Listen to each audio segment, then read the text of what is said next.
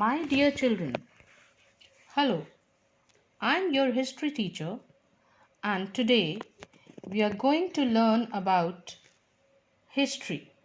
I know history is a very new subject for you all, but I can assure you that it is very interesting subject.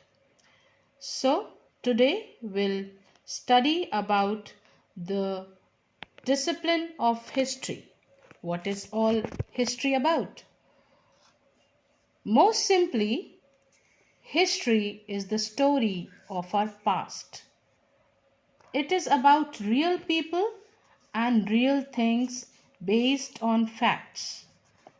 The study of history helps us to understand our past, our roots, our strengths, and achievements. All that is not recorded in writing is called prehistory. I hope you are understanding. Whatever we are getting in writing or whatever we are having as an evidence that we can use in history, but whatever is not written or where we don't have any records, that is called prehistory. And history begins with recorded time. The period of prehistory means that whatever is not there in writing, that period is much longer than recorded time. Human culture and civilization has undergone several phases of development. The earliest humans started making tools with stone.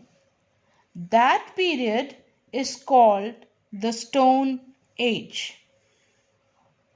There are two ages of stone: the Stone Age, the Old Stone Age, or the New Stone Age. The Old Stone Age is also called Paleolithic Age. We call it with another name, that is Paleolithic Age. And the New Stone Age, another name for New Stone Age is Neolithic Age. Then came the age of copper and bronze, that is also called Chalcolithic Age. Next came the Iron Age, followed by the use of steel and lately plastic. So our age can be called the Plastic Age. You know that nowadays we are using many things made up of plastic, but it was not so in ancient time. It is a new discovery. This Plastic Age is a new discovery. So the time is divided into that Old Stone Age, New Stone Age, Copper and Bronze Age, and Iron Age, Steel Age, and now the Plastic Age. So now comes the archaeology. You know what is archaeology is? Archaeology is the study of ancient time. And the scholars who used to study archaeology are called archaeologists. And from where they learn, from where they study? They study from many sources. The archaeological sources, these are called archaeological sources.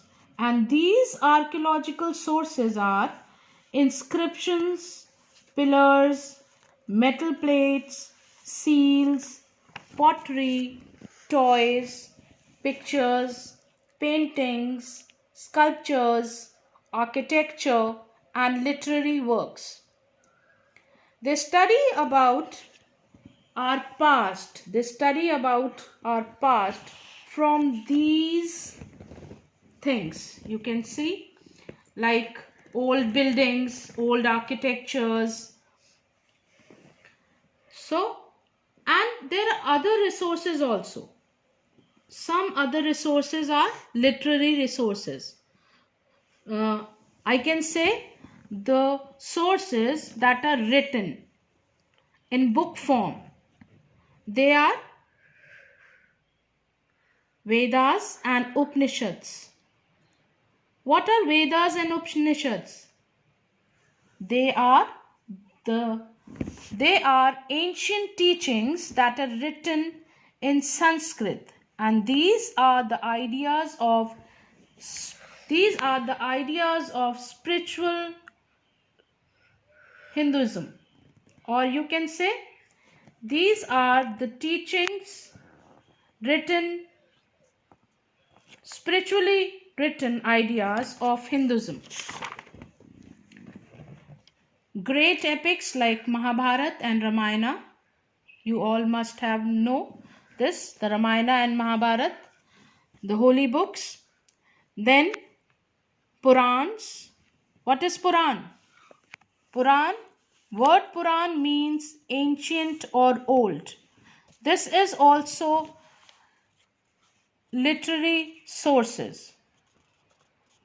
And then comes Jatakas, written in Pali and Sanskrit language. Pali was the language, ancient language, and Sanskrit, still we are following this language. Jatakas are extremely popular stories of former lives of Lord Buddha. Harsha Charita. Harsha Charita was a biography of Indian Emperor Harsha.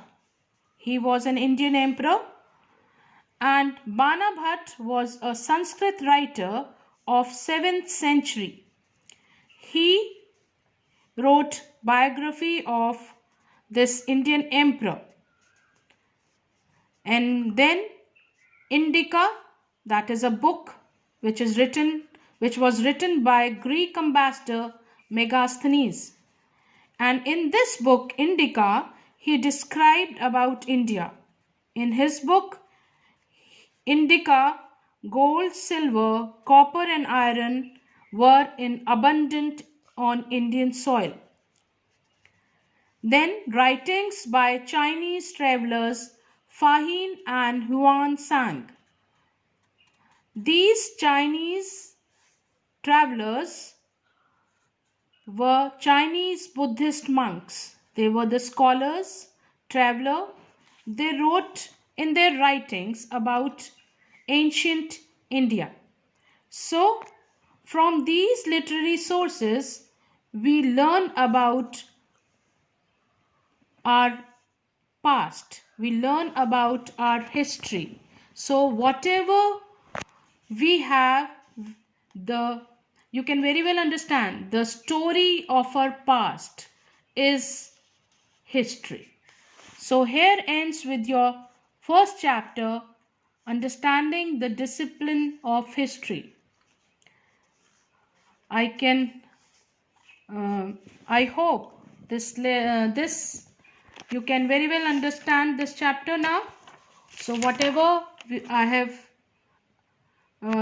spoken here, go through it,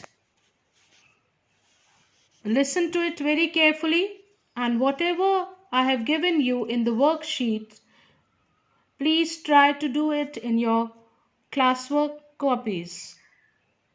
Be happy, be safe. All the best to my dear children.